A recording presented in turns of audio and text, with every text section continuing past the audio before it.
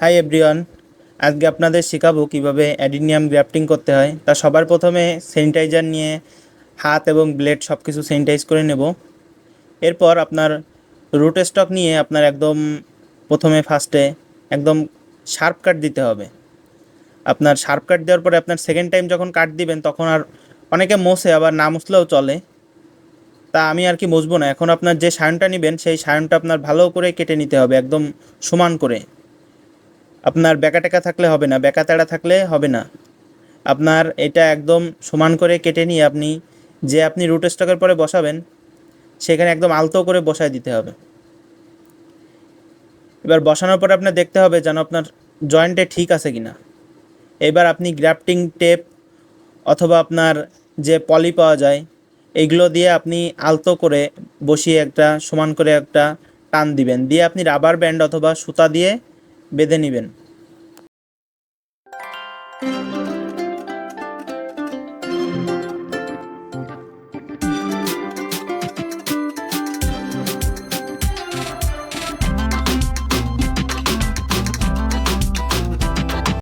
আমি আবারও ঠিক একইভাবে আরেকটা গ্রাফটিং করতেছি।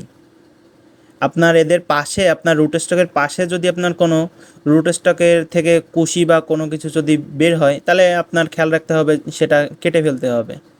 আর আপনি অবশ্যই খেয়াল রাখবেন যেন কাটার সময় মানে আপনার হাত বা আপনার সব কিছু যেন আপনার সাবধান থাকে, এটার দিকে আগে খেয়াল রাখতে হবে।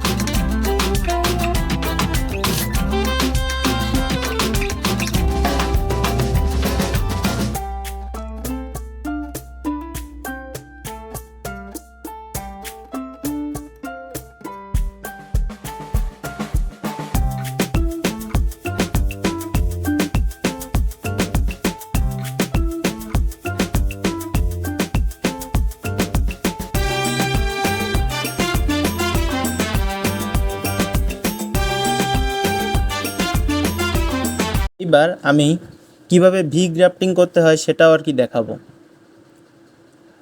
আপনার ভি গ্রাফটিং করার সময় রুট স্টকটা ভি শেপের আর কি কেটে নিতে হবে, একদম আর কি ভিটা যেমন হয় ঠিক তেমনই।